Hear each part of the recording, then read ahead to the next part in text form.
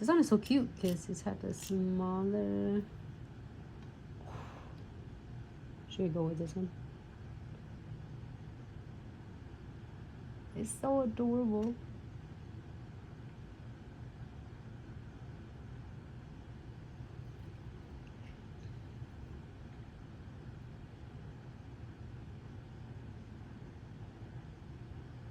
I'm gonna pick, this is, I believe it's a diamond shard, perfect shard.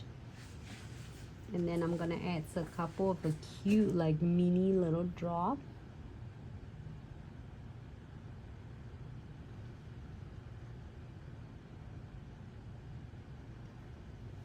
Look like little tulips.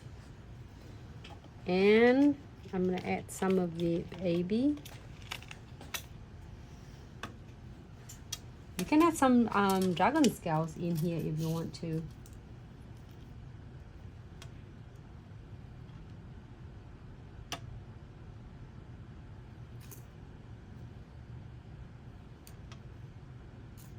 And then, so here is some really, it's easy for you to do if you are first time doing your crystal, or you are like having fun with the crystal but still like not sure what should I do with those crystal, all those shape.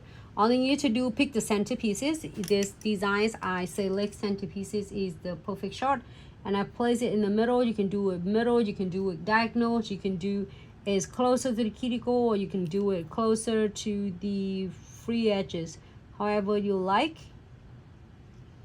And then after that, you can adding on other exquisite shape along around with your its main centerpieces, and then you can add some beads or frame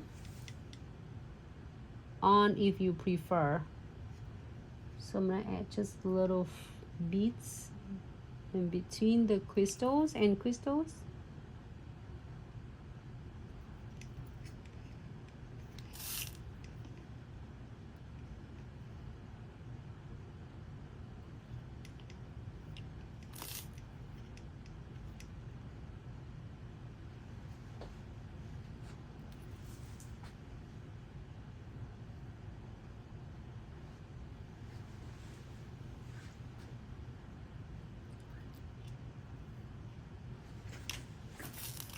You see they have a tiny little cutie right there.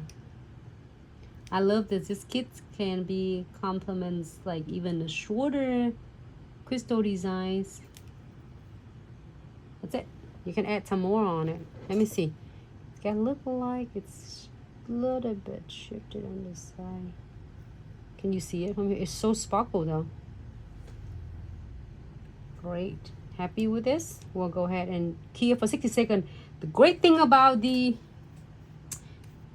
when I'm using the crystal trifecta concept, it's give me a plenty of time to work with the designs before I am going to key. So if you don't like it, or you need to like changing or adjusting your crystal placement, you can adjusting it first, and it's not going to dry until you key.